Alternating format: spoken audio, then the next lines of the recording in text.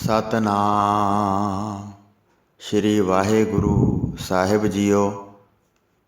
ਕਰੋ ਬੰਦਨਾ ਅਨਕ ਵਾਰ, ਸਰਣ ਪਰੋ ਹਰ ਰਾਏ। ਭ੍ਰਮ ਕਟਿਐ ਨਾਨਕ ਸਾਧ ਸੰਗ, ਦੁਤੀਆ ਭਾਉ ਮਿਟਾਏ। ਪਰਮ ਸਨਮਾਨਯੋਗ ਗੁਰੂ ਰੂਪ ਗੁਰੂ ਖਾਲਸਾ ਸਾਧ ਸੰਗਤ ਜੀ, ਵਾਹਿਗੁਰੂ ਜੀ ਕਾ ਖਾਲਸਾ ਵਾਹਿਗੁਰੂ ਜੀ ਕੀ ਫਤਿਹ। ਚੱਲ ਰਹੇ ਲੜੀਵਾਰ ਪ੍ਰਸੰਗ ਧੰਨ ਧੰਨ ਸ਼੍ਰੀ ਗੁਰੂ ਗੋਬਿੰਦ ਸਿੰਘ ਸਾਹਿਬ ਜੀ ਮਹਾਰਾਜ ਜੀ ਦੇ ਅਧਿਆਇ 43ਵੇਂ ਵਿੱਚ ਅੱਜ ਆਪਾਂ ਤਿੰਨਾਂ ਸਿੰਘਾਂ ਦਾ ਗੁਰੂ ਜੀ ਨੂੰ ਮਿਲਣਾ ਅਤੇ ਗੁਲਾਬੇ ਮਸੰਦ ਦੇ ਬਾਗ ਵਿੱਚ ਡੇਰੇ ਦਾ ਪ੍ਰਸੰਗ ਸਰਵਣ ਕਰਾਂਗੇ। ਆਓ ਬੜੇ ਪ੍ਰੇਮ ਨਾਲ ਇਹ ਪ੍ਰਸੰਗ ਸਰਵਣ ਕਰੀਏ। ਗੁਰੂ ਜੀ ਚਮਕੌਰ ਦੀ ਗੜੀ ਛੱਡ ਕੇ ਮਾਛੀਵਾੜਾ ਦੇ ਜੰਗਲ ਵਿੱਚ ਆ ਗਏ ਸਨ। ਪਿੱਛੇ ਚਮਕੌਰ ਦੀ ਗੜੀ ਵਿੱਚ ਭਾਈ ਸੰਤ ਸਿੰਘ, ਜਿਹੜੇ ਹਿਰਦੇ ਵਿੱਚ ਵੱਡੇ ਧੀਰਜਵਾਨ ਸਨ ਪਰ ਵਿਸ਼ਾਲ ਸੂਰਬੀਰਾਂ ਦੇ ਸੂਰਬੀਰ ਸਨ। ਉਸ ਸਮੇਂ ਖਾਲਸੇ ਨੇ ਜਿਹੜੀ ਗੁਰਗੱਦੀ ਪਾਈ ਸੀ, ਉਸ ਦੀ ਉਹਨਾਂ ਨੇ ਮੁਖਤਾ ਪ੍ਰਾਪਤ ਕੀਤੀ ਸੀ। ਉਹਨਾਂ ਦੇ ਸਿਰ ਉੱਪਰ ਬੱਝੀ ਜਿਗਾ ਅਤੇ ਕਲਗੀ ਬਹੁਤ ਸ਼ੋਭ ਰਹੀ ਸੀ, ਮਾਨੋ ਬੀਰ ਰਸ ਦੀ ਮੂਰਤ ਬਣੇ ਸਨ। ਹੱਥ ਵਿੱਚ ਤਿੱਖੇ ਤੀਰ ਚਲਾਉਣ ਵਾਲਾ ਕਠੋਰ ਧਨੁੱਖ ਫੜਿਆ ਸੀ ਤੇ ਹੱਥ ਵਿੱਚ ਤਲਵਾਰ ਫੜ ਕੇ ਉਹਨਾਂ ਨੇ ਬਹੁਤ ਵੱਡਾ ਯੁੱਧ ਕੀਤਾ। ਦੂਸਰਾ ਉਹਨਾਂ ਨਾਲ ਭਾਈ ਸੰਗਤ ਸਿੰਘ ਸੀ, ਜਿਸ ਨੂੰ ਬੰਗਸੀ ਕਹਿੰਦੇ ਹਨ। ਉਹ ਬੜੀ ਉੱਚੀ ਮੱਤ ਵਾਲੇ ਸਨ। ਕਸਣ ਤੋਂ ਬਗੈਰ ਬੰਦੂਕਾਂ ਛੱਡ ਚਾਰੇ ਪਾਸੇ ਵੈਰੀ ਨੂੰ ਲੱਭ ਕੇ ਮਾਰਦੇ ਸਨ। ਇਸ ਤਰ੍ਹਾਂ ਉਹਨਾਂ ਨੇ ਭਿਅੰਕਰ ਯੁੱਧ ਕੀਤਾ ਤੇ ਲੱਖਾਂ ਹੀ ਤੁਰਕਾਂ ਦਾ ਨਾਸ਼ ਕੀਤਾ। ਅਖੀਰ ਵਿੱਚ ਤੁਰਕਾਂ ਨੇ ਉਹਨਾਂ ਨੂੰ ਘੇਰਾ ਪਾ ਕੇ ਉਹਨਾਂ ਨੂੰ ਸ਼ਹੀਦ ਕਰ ਦਿੱਤਾ। ਉਹਨਾਂ ਦਾ ਗੁਰੂ ਜੀ ਵਰਗਾ ਸੁੰਦਰ ਸਰੂਪ ਸੀ ਤੇ ਇਹ ਸਮਝਿਆ ਕਿ ਅਸੀਂ ਗੁਰੂ ਜੀ ਨੂੰ ਮਾਰ ਲਿਆ ਹੈ। ਤੇ ਜਦ ਜਾਂਚ ਪੜਤਾਲ ਕਰਨ ਤੋਂ ਬਾਅਦ ਉਹਨਾਂ ਨੂੰ ਪਤਾ ਲੱਗਿਆ ਕਿ ਇਹ ਸਰੀਰ ਗੁਰੂ ਜੀ ਦਾ ਨਹੀਂ ਹੈ, ਤਦ ਉਹਨਾਂ ਦਾ ਭਰਮ ਦੂਰ ਹੋਇਆ। ਇਸ ਪ੍ਰਕਾਰ ਆਪਣੇ ਡੇਰਿਆਂ ਵਿੱਚ ਬੈਠੇ ਸਲਾਹਾਂ ਕਰਦੇ ਸਨ। ਰਣ ਖੇਤਰ ਨੂੰ ਵੇਖ ਕੇ ਹੈਰਾਨ ਹੋ ਰਹੇ ਸਨ। ਅਣਗਿਣਤ ਲੋਥਾਂ ਬਾਰੇ ਮਨ ਵਿੱਚ ਅਨੁਮਾਨ ਲਾਉਂਦੇ ਸਨ, ਜਿਹੜੀਆਂ ਚਮਕੌਰ ਦੇ ਚਾਰੇ ਪਾਸੇ ਖਿਲਰੀਆਂ ਪਈਆਂ ਸਨ। ਸਾਰੇ ਇਹ ਕਹਿ ਰਹੇ ਸਨ ਕਿ ਲੋਥਾਂ 1 ਲੱਖ ਤੋਂ ਵੀ ਵੱਧ ਹਨ। ਇਹ ਵੇਖ ਕੇ ਉਹਨਾਂ ਵਿੱਚ ਯੁੱਧ ਕਰਨ ਦੀ ਅਭਿਲਾਸ਼ਾ ਖਤਮ ਹੋ ਗਈ। ਸਾਰੇ ਸਿੰਘਾਂ ਦੀਆਂ ਜਦ ਲੋਥਾਂ ਇਕੱਠੀਆਂ ਕਰਕੇ ਲਿਆਂਦੀਆਂ ਤਾਂ ਉਹ ਕੇਵਲ 30-32 ਹੀ ਪਾਈਆਂ। ਇਹ ਵੇਖ ਕੇ ਵੈਰੀਆਂ ਦੀ ਮੱਤ ਮਾਰੀ ਗਈ। ਜਿੱਥੇ ਤੁਰਕਾਂ ਦੀਆਂ ਲੋਥਾਂ ਦੇ ਢੇਰ ਲੱਗੇ ਸਨ, ਗੁਰੂ ਜੀ ਨੂੰ ਲੱਭਣ ਵਾਸਤੇ ਪਹਾੜੀ ਦਲ ਬਹੁਤ ਛੇਤੀ ਚੜ੍ਹ ਪਏ। ਭੀਮ ਚੰਦ ਜਦ ਜ਼ਖਮੀ ਹੋ ਗਿਆ ਤਾਂ ਪਹਾੜੀ ਅਤੇ ਪਹਾੜੀ ਰਾਜੇ ਵਾਪਸ ਆ ਗਏ। ਜ਼ਖਮੀਆਂ ਦੀ ਕੋਈ ਗਿਣਤੀ ਨਹੀਂ ਸੀ। ਹਜ਼ਾਰਾਂ ਸੂਰਬੀਰ ਮਰ ਗਏ ਸਨ। ਪਹਾੜਾਂ ਵੱਲ ਸਾਰੇ ਪਹਾੜੀ ਰਾਜੇ ਮੁੜ ਪਏ। ਜ਼ਬਰਦਸਤ ਖਾਂ ਵੀ ਜ਼ਖਮੀ ਹੋਇਆ ਸੀ। ਉਹ ਘੋੜੇ 'ਤੇ ਸਵਾਰ ਹੋ ਕੇ ਲਾਹੌਰ ਦੇ ਰਾਹੇ ਪੈ ਗਿਆ। ਸਰਹੰਦ ਦਾ ਸੂਬੇਦਾਰ ਵਜ਼ੀਦ ਖਾਨ ਪੂਰਬ ਵਾਲੇ ਪਾਸੇ ਚਲੇ ਗਿਆ। ਦੱਖਣ ਵਾਲੇ ਪਾਸੇ ਵੀ ਲੱਖਾਂ ਚੜ੍ਹ ਕੇ ਗਏ। ਕਹਿੰਦੇ ਸਨ, ਜਿੱਥੇ ਕਿੱਥੇ ਫਿਰ ਕੇ ਗੁਰੂ ਜੀ ਨੂੰ ਲੱਭਦੇ ਹਾਂ। ਖਵਾਜਾ ਮਰਦੂਦ ਬੜੀ ਛੇਤੀ ਨਾਲ ਘੋੜਸਵਾਰ ਹੋ ਗਿਆ। ਉਸਨੇ ਬਾਦਸ਼ਾਹ ਦੇ ਪਾਸ ਜਾਣ ਦੀ ਚਾਹਤ ਧਾਰਨ ਕੀਤੀ। ਭੀਮ ਚੰਦ ਘਰ ਪਹੁੰਚਦਾ ਹੀ ਮਰ ਗਿਆ। ਸਾਰੇ ਪਹਾੜੀ ਦੇਸ਼ ਵਿੱਚ ਸੋਗ ਪੈ ਗਿਆ। ਹੁਣ ਆਪਾਂ ਸਤਿਗੁਰੂ ਜੀ ਦੀ ਕਥਾ ਸੁਣਦੇ ਹਾਂ ਅਤੇ ਆਪਣੇ ਜਨਮਾਂ ਦੇ ਪਾਪ ਮਿਟਾਉਂਦੇ ਹਾਂ। ਉਹ ਖੂਹ ਵਾਲੇ ਸਥਾਨ 'ਤੇ ਸੁੱਤੇ ਪਏ ਸਨ। ਸੂਰਜ ਚੜ੍ਹਨ ਤੱਕ ਸਤਿਗੁਰੂ ਜੀ ਸੁੱਤੇ ਰਹੇ। 3 ਸਿੰਘ ਜਦ ਨਿਕਲ ਕੇ ਆਏ ਤਾਂ ਦਲ ਤੋਂ ਉਹ 2 ਕੋਹ ਦੂਰ ਚਲੇ ਗਏ। ਉਹ ਫਿਰ ਵਿਚਾਰਨ ਲੱਗੇ, ਅਸੀਂ ਚੱਲ ਕੇ ਆਏ ਹਾਂ ਪਰ ਗੁਰੂ ਜੀ ਤੋਂ ਵਿਛੜ ਗਏ ਹਾਂ, ਜਿਨ੍ਹਾਂ ਨਾਲ ਬਾਹਰ ਨਿਕਲ ਕੇ ਆਏ ਸੀ। ਹੁਣ ਸਾਨੂੰ ਕੀ ਕਰਤੱਵ ਕਰਨਾ ਬਣਦਾ ਹੈ? ਆਪਣੇ ਹਿੱਤ ਸਹਿਤ ਕਿਹੜੇ ਪਾਸੇ ਨੂੰ ਗਏ ਹਨ? ਭਾਈ ਦਇਆ ਸਿੰਘ ਜੀ ਨੇ ਗੁਰੂ ਜੀ ਦੇ ਵਚਨਾਂ ਨੂੰ ਯਾਦ ਕੀਤਾ। ਕਿਲ੍ਹੇ ਵਿੱਚੋਂ ਨਿਕਲਣ ਸਮੇਂ ਸਾਨੂੰ ਕਿਹਾ ਸੀ, ਇਸ ਤਾਰੇ ਦੀ ਸੇਧ ਵਿੱਚ ਚੱਲੀਏ। ਚਲੋ, ਗੁਰੂ ਜੀ ਕਿਸੇ ਸਥਾਨ 'ਤੇ ਮਿਲ ਜਾਣਗੇ। ਭਾਈ ਮਾਨ ਸਿੰਘ ਨੇ ਫਿਰ ਚੱਲਦੇ ਹੋਏ ਉਚਾਰਨ ਕੀਤਾ, ਇਹ ਰਾਹ ਮਾਛੀਵਾੜੇ ਜਾਂਦਾ ਹੈ। ਤਾਰੇ ਦੀ ਸੇਧ ਵੇਖਦੇ ਚਲੋ। ਨਗਰ ਤੱਕ ਖੋਜਦਿਆਂ ਗੁਰੂ ਜੀ ਸਾਨੂੰ ਮਿਲ ਪੈਣਗੇ। ਧੀਰਜਵਾਨ ਭਾਈ ਧਰਮ ਸਿੰਘ ਜੀ ਬੋਲੇ, ਇੱਧਰ ਉੱਧਰ ਨੇੜੇ ਤੇੜੇ ਖੋਜਦੇ ਚੱਲੋ। ਨਿਰਭੈ 3 ਸੂਰਬੀਰ ਫਿਰ ਚੱਲ ਪਏ। ਇੱਧਰ ਉੱਧਰ ਫਿਰ ਕੇ ਮਾਰਗ ਨੂੰ ਸੰਭਾਲਦੇ ਜਾਂਦੇ ਸਨ। ਸਤਿਗੁਰੂ ਜੀ ਨੂੰ ਲੱਭਦੇ ਤੁਰੇ ਜਾਂਦੇ ਸਨ। ਇਸ ਪ੍ਰਕਾਰ ਸਾਰੀ ਰਾਤ ਬੀਤ ਗਈ। ਜਦ ਸੂਰਜ ਚੜ੍ਹਨ ਦਾ ਸਮਾਂ ਹੋਇਆ ਤੇ ਜਦ ਚੰਦ ਦਾ ਪ੍ਰਕਾਸ਼ ਮੱਧਮ ਹੋ ਗਿਆ, ਪੂਰਬ ਵਾਲੇ ਪਾਸੇ ਲਾਲੀ ਵਿਖਾਈ ਦਿੱਤੀ। ਮਾਨੋ ਇਹ ਲਾਲੀ ਤੁਰਕਾਂ ਨੂੰ ਖਪਾਉਣਾ ਚਾਹੁੰਦੀ ਸੀ। ਸਾਰਾ ਹਨੇਰਾ ਪਤਲਾ ਹੋ ਗਿਆ। ਆਕਾਸ਼ ਵਿੱਚ ਕੁਝ ਪ੍ਰਕਾਸ਼ ਹੋ ਗਿਆ। ਵੇਖਦੇ ਵੇਖਦੇ ਉੱਥੇ ਜਾ ਪਹੁੰਚੇ ਜਿੱਥੇ ਜਗਤਪਤੀ ਸਤਿਗੁਰੂ ਜੀ ਸੁੱਤੇ ਪਏ ਸਨ। ਕਈ ਜ਼ੇਵਰ ਉਤਾਰ ਲਏ ਸਨ। ਖੂਹ ਦੀ ਟਿੰਡ ਸਿਰ ਥੱਲੇ ਧਾਰਨ ਕੀਤੀ ਹੋਈ ਸੀ। ਅੰਗੂਠੇ ਉੱਤੇ ਅਤੇ ਅੰਗੂਠੇ ਦੇ ਨਾਲ ਦੀ ਉਂਗਲੀ ਉੱਤੇ ਪਹਿਨੇ ਜਾਣ ਵਾਲੀ ਚਮੜੇ ਦੀ ਟੋਪੀ, ਜਿਸ ਨਾਲ ਤੀਰ ਚਲਾਉਂਦਿਆਂ ਅਟੀਆਂ ਨਹੀਂ ਪੈਂਦੀਆਂ ਹਨ, ਉਹ ਅੰਗੂਠੇ ਅਤੇ ਅੰਗੂਠੇ ਨੇੜਲੀ ਉਂਗਲੀ 'ਤੇ ਪਹਿਨੀ ਹੋਈ ਸੀ, ਉਤਾਰੀ ਨਹੀਂ ਸੀ। 11,000 ਜਿਸ ਦਾ ਮੁੱਲ ਹੈ, ਹੱਥ ਵਿੱਚ ਵੱਡਾ ਧਨੁੱਖ ਧਾਰ ਕੇ ਰੱਖਿਆ ਸੀ। ਚਿੱਲਾ ਖਿੱਚਣ ਸਮੇਂ ਉਹ ਚਮੜੇ ਦੀ ਟੋਪੀ ਅੰਗੂਠੇ ਦੀ ਰਖਵਾਲੀ ਕਰਦੀ ਸੀ। ਛੇਤੀ ਛੇਤੀ ਅਚਨਚੇਤ ਤੀਰ ਛੱਡਣ ਕਾਰਨ ਉਸ ਨੂੰ ਗੁਰੂ ਜੀ ਨੇ ਆਪਣੇ ਅੰਗੂਠੇ ਤੋਂ ਹੀ ਨਹੀਂ ਉਤਾਰਿਆ ਸੀ। ਜਿਹੜਾ ਗੁਲਸ਼ਤਰਾਣ ਵਾਲਾ ਹੱਥ ਸੀ, ਉਸ ਹੱਥ ਉੱਪਰ ਸਤਿਗੁਰੂ ਜੀ ਸਿਰ ਧਰ ਕੇ ਸੁੱਤੇ ਪਏ ਸਨ। ਗੁਲਸ਼ਤਰਾਣ ਵਾਲੇ ਹੱਥ ਵਿੱਚ ਹੀਰਾ ਜੜਿਆ ਸੀ। ਉਸ ਉੱਪਰ ਸੂਰਜ ਦਾ ਪ੍ਰਕਾਸ਼ ਪੈ ਰਿਹਾ ਸੀ। ਉਹ ਪ੍ਰਕਾਸ਼ ਸੂਰਜ ਦੀ ਲਾਲੀ ਸਹਿਤ ਚਮਕ ਰਿਹਾ ਸੀ, ਬਹੁਤ ਦੂਰ ਤੱਕ ਦਿਖਾਈ ਦੇ ਰਿਹਾ ਸੀ। ਭਾਈ ਧਰਮ ਸਿੰਘ ਰਾਹ ਵਿੱਚ ਜਾਂਦਾ ਵੇਖਦਾ ਜਾਂਦਾ ਸੀ। ਫਿਰ ਉਸਨੇ ਭਾਈ ਦਇਆ ਸਿੰਘ ਨੂੰ ਕਹਿ ਕੇ ਰੋਕਿਆ, ਇਹ ਸਤਿਗੁਰੂ ਜੀ ਦਾ ਕੋਈ ਗਹਿਣਾ ਹੈ, ਇਸ ਦੀ ਲਾਲੀ ਚਮਕਦੀ ਹੈ ਤੇ ਇਸ ਦੀ ਦਮਕ ਬਹੁਤ ਹੋ ਰਹੀ ਹੈ। ਵਾਹਿਗੁਰੂ ਮੁਖ ਤੋਂ ਉਚਾਰਨ ਕਰਕੇ ਚਲੋ, ਵੇਖੋ ਪ੍ਰਭੂ ਜੀ ਇੱਥੇ ਨੇੜੇ ਹੀ ਮਿਲ ਪੈਣਗੇ। ਭਾਈ ਮਾਨ ਸਿੰਘ ਫਿਰ ਨੇੜੇ ਗਿਆ। ਕੀ ਵੇਖਦਾ ਹੈ? ਦਿਲ ਨੂੰ ਪਿਆਰੇ ਲੱਗਣ ਵਾਲੇ ਲੰਮੇ ਪਏ ਹੋਏ ਹਨ। ਬਹੁਤ ਉਨੀਂਦਰਾ ਸੀ ਤੇ ਥਕਾਵਟ ਵੀ ਬਹੁਤ ਪਾਈ ਸੀ। ਸਰੀਰ ਦੀ ਕੋਈ ਸੋਝੀ ਨਹੀਂ ਰਹੀ ਸੀ। ਧਰਤੀ 'ਤੇ ਹੀ ਸੁੱਤੇ ਪਏ ਸਨ। ਦੋਵੇਂ ਆਪਣੇ ਪਾਸ ਬੁਲਾਏ ਤੇ ਮੰਜੇ ਬਿਸਤਰੇ ਬਗੈਰ ਗੁਰੂ ਜੀ ਨੂੰ ਸੁੱਤੇ ਵੇਖਿਆ। ਤਿੰਨਾਂ ਨੇ ਫਿਰ ਗੁਰੂ ਜੀ ਦੇ ਚਰਨ ਕਮਲਾਂ 'ਤੇ ਨਮਸਕਾਰ ਕੀਤੀ। ਉਸ ਸਮੇਂ ਜਗਾਉਣ ਦਾ ਸਮਾਂ ਸੀ। ਸਲਾਹ ਕਰਕੇ ਜਗਾਉਣਾ ਚਾਹੁੰਦੇ ਸਨ। ਭਾਈ ਧਰਮ ਸਿੰਘ ਨੇ ਫਿਰ ਹੱਥ ਚਲਾਇਆ। ਗੁਰੂ ਜੀ ਦੇ ਦੋਵੇਂ ਚਰਨ ਕਮਲ ਬੈਠ ਕੇ ਫੜੇ। ਹੌਲੀ ਹੌਲੀ ਕੋਮਲਤਾ ਨਾਲ ਮਲਦੇ ਰਹੇ। ਧਨੁੱਖ ਬਾਣ ਅਤੇ ਪੱਥਾ ਹੱਥ ਵਿੱਚ ਧਰੇ ਸਨ। ਕਮਰ ਕੱਸਾ ਪਹਿਲਾਂ ਵਾਂਗ ਹੀ ਵੱਜਾ ਸੀ। ਜਦ ਕਈ ਵਾਰੀ ਪੈਰਾਂ ਦੀ ਮਾਲਿਸ਼ ਕੀਤੀ ਤਾਂ ਨੀਂਦ ਛੱਡ ਕੇ ਸਰੀਰ ਦੀ ਸੋਝੀ ਹੋਈ। ਤੁਰੰਤ ਕਮਲ ਲੈਣ ਖੁੱਲ੍ਹ ਗਏ। ਫਿਰ ਪੂਰਨ ਗੁਰੂ ਜੀ ਧਨੁੱਖ ਸੰਭਾਲ ਕੇ ਉੱਠ ਪਏ। ਜਦ ਆਪਣੇ ਪਾਸ ਆਪਣੇ ਸਿੱਖਾਂ ਨੂੰ ਵੇਖਿਆ ਤਾਂ ਕਿਹਾ, ਇੱਥੇ ਆ ਪਹੁੰਚੇ ਹੋ? ਭਾਈ ਦਇਆ ਸਿੰਘ ਨੇ ਹੱਥ ਜੋੜ ਕੇ ਕਿਹਾ, ਹੇ ਸ਼ਕਤੀ ਦੀ ਖਾਨ ਗੁਰੂ ਮਹਾਰਾਜ ਜੀ, ਇੱਥੇ ਆ ਕੇ ਕਿਵੇਂ ਨਿਸ਼ਚਿੰਤ ਹੋ ਕੇ ਪਏ ਹੋ? ਵੇਖੋ ਹੁਣ ਰਾਤ ਦਾ ਅੰਤ ਹੋ ਗਿਆ ਹੈ। ਸਾਰੇ ਸੂਰਜ ਚੜ੍ਹ ਆਇਆ ਹੈ। ਜਿੱਥੇ ਕਿੱਥੇ ਭਾਰੀ ਲਸ਼ਕਰ ਫੈਲੇ ਹੋਏ ਹਨ। ਕਿਸ ਦੇ ਭਰੋਸੇ ਪਏ ਰਹੇ ਹੋ? ਇੱਥੇ ਨਾ ਕੋਈ ਕਿਲ੍ਹਾ ਹੈ, ਨਾ ਹੀ ਸੈਨਾ ਹੈ। ਕੋਈ ਉਪਾਅ ਕਰੋ ਜਿਵੇਂ ਬਣ ਆਵੇ, ਨਹੀਂ ਤਾਂ ਪ੍ਰਕਾਸ਼ ਹੋਣ ਨਾਲ ਵੈਰੀ ਪਿੱਛੇ ਧਾਵਾ ਕਰੇਗਾ। ਫਿਰ ਕੁਝ ਨਹੀਂ ਬਣੇਗਾ, ਲਾਚਾਰੀ ਹੋ ਜਾਵੇਗੀ। ਇੱਕੋ ਗੱਲ ਬਾਕੀ ਰਹਿ ਜਾਏਗੀ, ਮਰਨਾ ਜਾਂ ਮਾਰਨਾ। ਇਹ ਸੁਣ ਕੇ ਗੁਰੂ ਜੀ ਨੇ ਵੇਖਿਆ ਕਿ ਸਵੇਰ ਹੋ ਗਈ ਹੈ ਤਾਂ ਫਿਰ ਆਪਣੇ ਸਿੰਘਾਂ ਨੂੰ ਕਹਿਣ ਲੱਗੇ, ਹੁਣ ਕੋਈ ਉਪਾਅ ਨਹੀਂ ਬਣਦਾ ਹੈ। ਮੇਰੇ ਪੈਰਾਂ ਵਿੱਚ ਛਾਲੇ ਪਏ ਹਨ, ਤੁਰਿਆ ਨਹੀਂ ਜਾਂਦਾ ਹੈ। ਜਿਹੜਾ ਸਾਹਮਣੇ ਬਾਗ ਹੈ ਉਸ ਨੂੰ ਵੇਖੋ, ਇਸ ਵਿੱਚ ਚੱਲ ਕੇ ਥਿਰ ਹੋ ਕੇ ਰਹੋ। ਜੇ ਵੱਡੇ ਵੈਰੀ ਨਾਲ ਮੇਲ ਹੋ ਜਾਏ ਤਾਂ ਭੇੜ ਭਿੜਾਂਗੇ ਤੇ ਵੱਡਾ ਹੱਲਾ ਝੱਲ ਲਵਾਂਗੇ। ਲੜਾਈ ਵਾਸਤੇ ਇਸ ਬਾਗ ਦਾ ਸਹਾਰਾ ਲਵੋ, ਹਜ਼ਾਰਾਂ ਵੈਰੀਆਂ ਦੇ ਪ੍ਰਾਣ ਕੱਢ ਦਿਆਂਗੇ। ਜਦ ਚੰਗੀ ਲੋ ਲੱਗ ਗਈ ਤਾਂ ਪੈਰਾਂ ਦੇ ਛਾਲੇ ਵੇਖੇ। ਕਮਲ ਦੇ ਲਾਲ ਪੱਤਿਆਂ ਉੱਪਰ ਮੋਤੀਆਂ ਵਰਗੇ ਨਿਸ਼ਾਨ ਪਏ ਸਨ। ਦੋਵਾਂ ਪੈਰਾਂ 'ਤੇ ਇਸ ਪ੍ਰਕਾਰ ਪਏ ਸਨ ਮਾਨੋ ਲੜੀ ਪਰੋ ਕੇ ਜਿਵੇਂ ਗੁੰਦੇ ਹੋਣ। ਲਾਚਾਰੀ ਸਹਿਤ ਬੋਲ ਸੁਣ ਕੇ ਗੁਰੂ ਜੀ ਦੀ ਰਜ਼ਾ ਜਾਣ ਕੇ ਚੁੱਪ ਧਾਰ ਲਈ। ਜਦ ਸਤਿਗੁਰੂ ਜੀ ਚੱਲਣ ਵਾਸਤੇ ਉੱਠੇ ਤਾਂ ਬਹੁਤ ਭੀੜ ਹੋਈ, ਪੈਰ ਪੁੱਟਿਆ ਨਹੀਂ ਸੀ ਜਾਂਦਾ। ਭਾਈ ਮਾਨ ਸਿੰਘ ਨੇ ਫਿਰ ਗੁਰੂ ਜੀ ਨੂੰ ਆਪਣੇ ਮੋਢੇ ਉੱਪਰ ਚੁੱਕ ਲਿਆ ਤੇ ਬਾਗ ਵਿੱਚ ਪ੍ਰਵੇਸ਼ ਕਰ ਗਏ। ਬਾਗ ਨੇੜੇ ਹੀ ਸੀ, ਜਿੱਥੇ ਬਹੁਤ ਬ੍ਰਿਛ ਖੜ੍ਹੇ ਸਨ, ਜਿਨ੍ਹਾਂ ਦੇ ਸਾਵੇ ਸਾਵੇ ਪੱਤੇ ਬਹੁਤ ਸੰਘਣੇ ਸਨ। ਬਾਗ ਦੇ ਵਿੱਚ ਇੱਕ ਖੂਹ ਵਗਦਾ ਸੀ। ਸਤਿਗੁਰੂ ਜੀ ਉਸ ਖੂਹ ਦੇ ਪਾਸ ਬੈਠ ਗਏ। ਖੂਹ ਵਾਹੁਣ ਵਾਲੇ ਨੇ ਉਹਨਾਂ ਨੂੰ ਵੇਖਿਆ ਤੇ ਮਨ ਵਿੱਚ ਕਹਿਣ ਲੱਗਾ, ਇਹ ਤਾਂ ਮੇਰੇ ਮਾਲਕ ਦੇ ਗੁਰੂ ਜੀ ਜਾਪਦੇ ਹਨ। ਗੁਲਾਬਾ ਸਿੰਘ ਗੁਰੂ ਦਾ ਮਸੰਦ ਸੀ। ਉਸਦੇ ਵੱਡੇ ਬਾਗ ਦਾ ਉਹ ਕਾਮਾ ਸੀ। ਗੁਲਾਬਾ ਸਤਿਗੁਰੂ ਜੀ ਦੀਆਂ ਗੱਲਾਂ ਉਸ ਨੂੰ ਦੱਸਦਾ ਹੁੰਦਾ ਸੀ। ਕੱਛ ਕੇਸਾਂ ਸਹਿਤ ਪੰਥ ਬਣਾ ਰਹੇ ਹਨ। ਉਸ ਨੇ ਗੁਰੂ ਜੀ ਬਾਰੇ ਪਹਿਲਾਂ ਹੀ ਗੱਲਾਂ ਸੁਣੀਆਂ ਸਨ। ਉਹ ਚਿੰਨ੍ਹ ਵੇਖ ਕੇ ਉਸਨੇ ਅੰਦਾਜ਼ਾ ਲਾ ਲਿਆ, ਮੇਰੇ ਮਾਲਕ ਨੇ ਜੋ ਪਤੇ ਦੱਸੇ ਹਨ ਉਹ ਇਹ ਆਪ ਹੀ ਗੁਰੂ ਜੀ ਹਨ ਜਾਂ ਉਹਨਾਂ ਦੇ ਸਿੱਖ ਇੱਥੇ ਆਏ ਹਨ। ਇਹ ਮਨ ਵਿੱਚ ਜਾਣ ਕੇ ਬੈਠੇ ਹੋਏ ਗੁਰੂ ਜੀ ਨੂੰ ਵੇਖਿਆ। ਖੂਹ ਨੂੰ ਛੱਡ ਕੇ ਚੱਲ ਪਿਆ।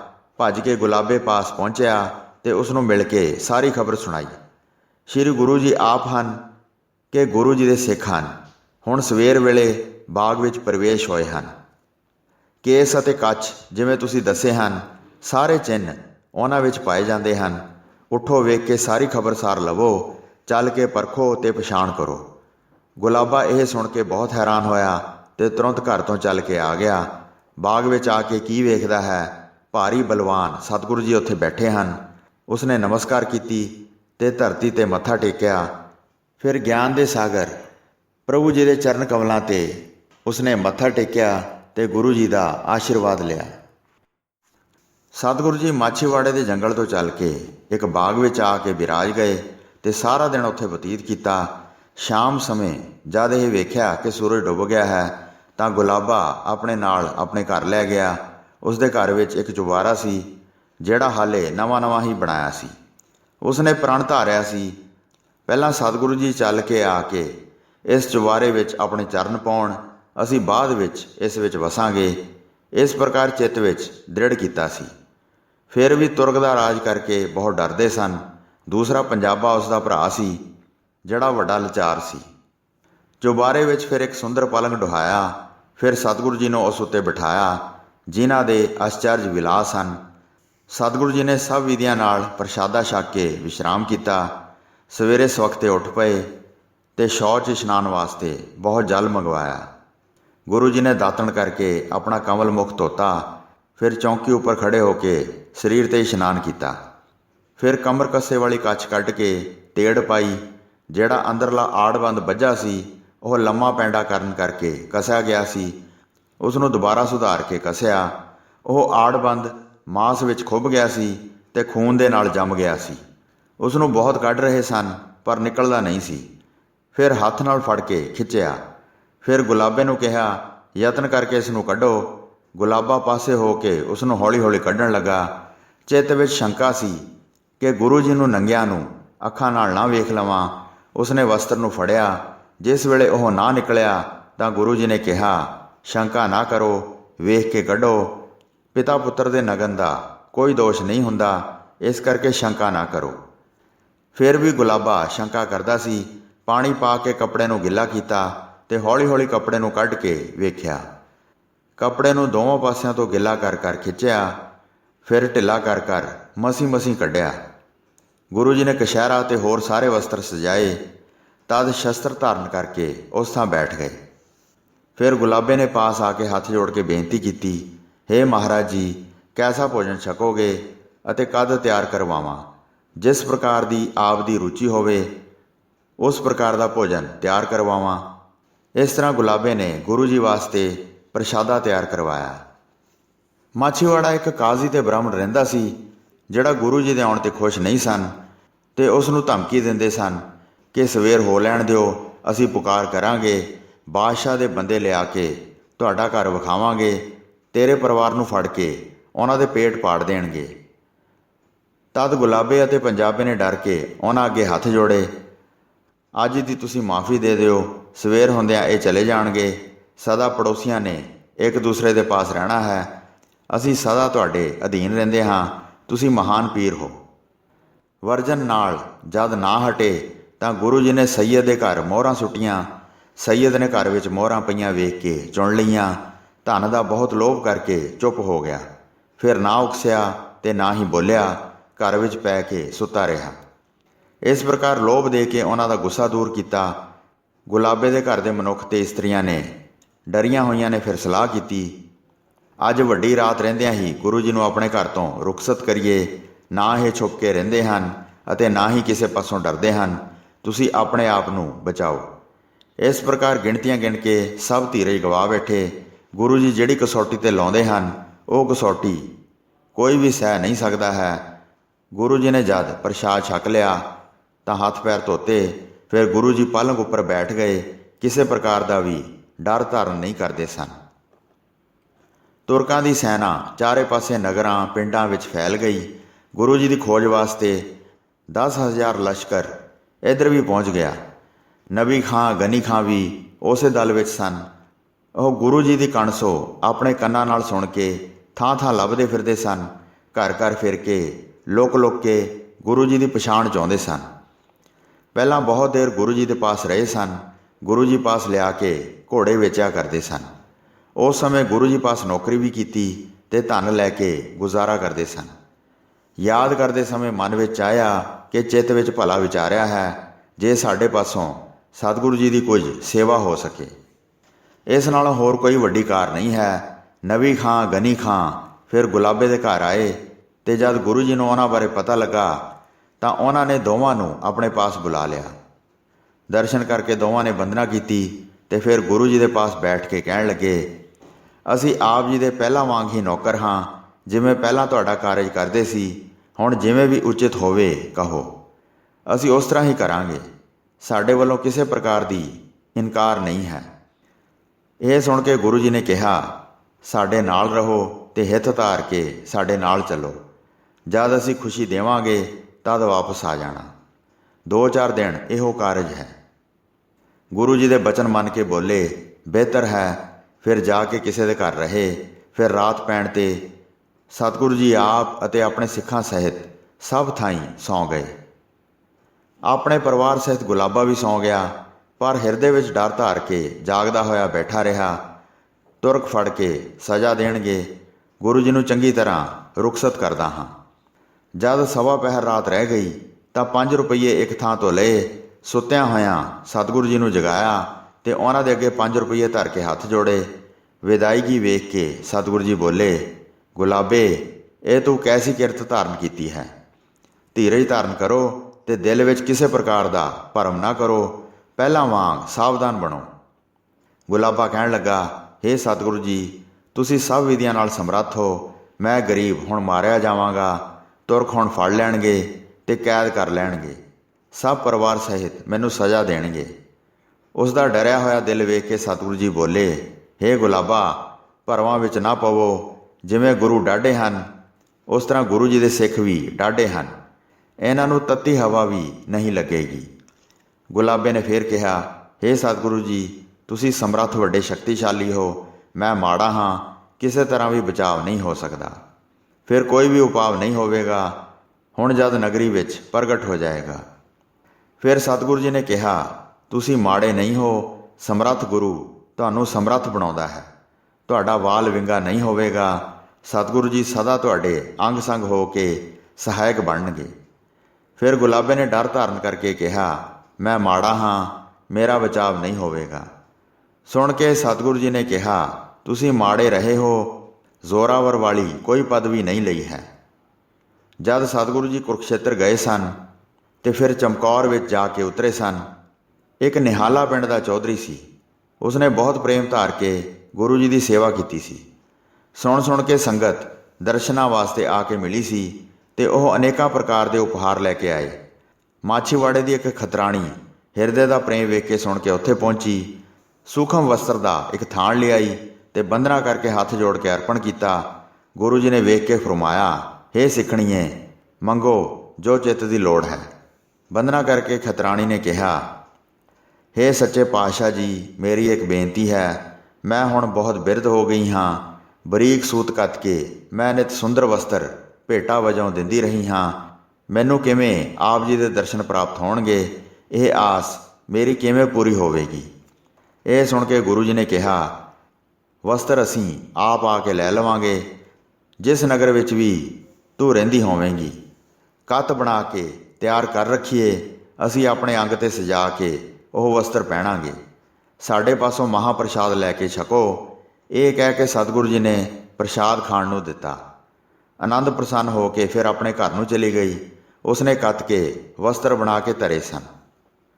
ਉਸ ਬਜ਼ੁਰਗ ਮਾਤਾ ਨੂੰ ਜਿਵੇਂ ਪਹਿਲਾਂ ਕਿਹਾ ਸੀ, ਉਸ ਨੂੰ ਯਾਦ ਕਰਕੇ ਗੁਰੂ ਜੀ ਉਸ ਸਮੇਂ ਗੁਲਾਬੇ ਨੂੰ ਕਹਿਣ ਲੱਗੇ, ਇੱਕ ਖਤਰਾਣੀ ਜੋ ਬਹੁਤ ਬਿਰਧ ਹੈ, ਉਸ ਨੂੰ ਬੁਲਾ ਕੇ ਆਪਣੇ ਨਾਲ ਲਿਆਓ। ਹੁਣ ਉਸ ਦੀ ਕਾਮਨਾ ਪੂਰੀ ਕਰੀਏ। ਗੁਰੂ ਜੀ ਦਾ ਹੁਕਮ ਸੁਣ ਕੇ ਗੁਲਾਬਾ ਤੁਰੰਤ ਗਿਆ ਤੇ ਉਸ ਦਾ ਘਰ ਉਤਾਵਲੇ ਹੋ ਕੇ ਬੜੀ ਛੇਤੀ ਲੱਭ ਲਿਆ। ਉਸ ਬਿਰਧ ਮਾਤਾ ਨੂੰ ਗੁਰੂ ਜੀ ਦਾ ਸਾਰਾ ਭੇਦ ਦੱਸਿਆ। ਇਹ ਸੁਣ ਕੇ ਉਹ ਮਾਤਾ ਬਹੁਤ ਪ੍ਰਸੰਨ ਹੋਈ ਤੇ ਸਾਰੀ ਗੱਲ ਉਸਨੇ ਪਰਖੀ। ਬਰੀਕ ਖੱਦਰ ਦੇ 2 ਥਾਣ ਲੈ ਕੇ ਬਿਰਧ ਮਾਤਾ ਬੜੀ ਉਤਾਵਲੀ ਹੋ ਕੇ ਨਾਲ ਚੱਲ ਕੇ ਆ ਗਈ। ਹੱਥ ਜੋੜ ਕੇ ਬੰਦਨਾ ਕਰਕੇ ਉਸਨੇ ਉਪਹਾਰ ਗੁਰੂ ਜੀ ਦੇ ਅੱਗੇ ਧਰ ਦਿੱਤੇ। ਬਹੁਤ ਪ੍ਰਸੰਨ ਸੀ। ਮਨ ਵਿੱਚ ਵਿਸ਼ੇਸ਼ ਪ੍ਰੇਮ ਪ੍ਰਗਟ ਹੋਇਆ ਸੀ ਤੇ ਕਹਿਣ ਲੱਗੀ, ਮੇਰੇ ਧਨ ਭਾਗ ਹਨ, ਮੈਂ ਸਤਿਗੁਰੂ ਜੀ ਦੇ ਦਰਸ਼ਨ ਕੀਤੇ ਹਨ। ਗੁਰੂ ਜੀ ਨੇ ਪ੍ਰਸੰਨ ਹੋ ਕੇ ਉਸ ਨੂੰ ਕਿਹਾ, ਹੁਣ ਤੇਰੇ ਅੰਤ ਦੀ ਅਸੀਂ ਭੇਟਾ ਲਈ ਹੈ। ਹੁਣ ਤੇਰਾ ਅੰਤ ਸਮਾਂ ਪੁੱਗ ਗਿਆ ਹੈ ਤੇ ਸਰੀਰ ਛੱਡਣ ਤੋਂ ਬਾਅਦ ਤੈਨੂੰ ਉੱਤਮ ਪਦਵੀ ਦਿੱਤੀ ਹੈ। ਦਰਸ਼ਨ ਕਰਕੇ ਫਿਰ ਚਲੇ ਗਈ ਤੇ ਗੁਲਾਬੇ ਨੂੰ ਕਹਿਣ ਲੱਗੀ, ਦਰਜੀ ਪਾਸੋਂ ਤੁਰੰਤ ਵਸਤਰ ਸਵਾ ਲਵੋ ਤਾਂ ਕਿ ਗੁਰੂ ਜੀ ਦੇ ਪਹਿਨਣ ਵਾਸਤੇ ਨਵੇਂ ਕੱਪੜੇ ਤਿਆਰ ਹੋ ਜਾਣ। ਇਹ ਸੁਣ ਕੇ ਗੁਲਾਬੇ ਨੇ ਵਸਤਰ ਤਿਆਰ ਕਰਵਾਏ, ਇੱਕ ਚਾਦਰਾ ਤਿਆਰ ਕਰਵਾਇਆ ਤੇ ਇੱਕ ਗਲ ਵਿੱਚ ਪਾਉਣ ਵਾਲਾ ਜਾਮਾ ਸੀ। ਫਿਰ ਗੁਰੂ ਜੀ ਨੇ ਕਿਹਾ, ਕਾਲੇ ਰੰਗ ਦੇ ਕੱਪੜੇ ਰੰਗ ਕੇ ਸਾਡੇ ਪਾਸ ਲਿਆਓ। ਨਬੀ ਖਾਂ ਗਨੀ ਖਾਂ ਫਿਰ ਚੱਲ ਕੇ ਆਏ। ਉਹਨਾਂ ਨੇ ਗੁਰੂ ਜੀ ਦੇ ਪਾਸ ਨਿਕਲਣ ਦਾ ਭੇਦ ਕਿਹਾ। ਤੁਹਾਡਾ ਪਲੰਗ ਸਿਰ ਤੇ ਚੁੱਕ ਲਵਾਂਗੇ ਤੇ ਤੁਰਕਾਂ ਦੀ ਭੀੜ ਨੂੰ ਲੰਘ ਜਾਵਾਂਗੇ। ਸੋ ਸਾਧ ਸੰਗਤ ਜੀ, ਇੱਥੇ 6ਵੀਂ ਰੁੱਤ ਦਾ 44ਵਾਂ ਅਧਿਆਇ ਸਮਾਪਤ ਹੁੰਦਾ ਹੈ ਜੀ। ਪ੍ਰਸੰਗ ਸੁਣਾਉਂਦੇ ਹੋਈਆਂ ਅਨੇਕ ਭੁੱਲਾਂ ਚੁੱਕਾਂ ਦੀ ਖਿਮਾ ਬਖਸ਼ਣੀ ਜੀ। ਵਾਹਿਗੁਰੂ ਜੀ ਕਾ ਖਾਲਸਾ, ਵਾਹਿਗੁਰੂ ਜੀ ਕੀ ਫਤਿਹ।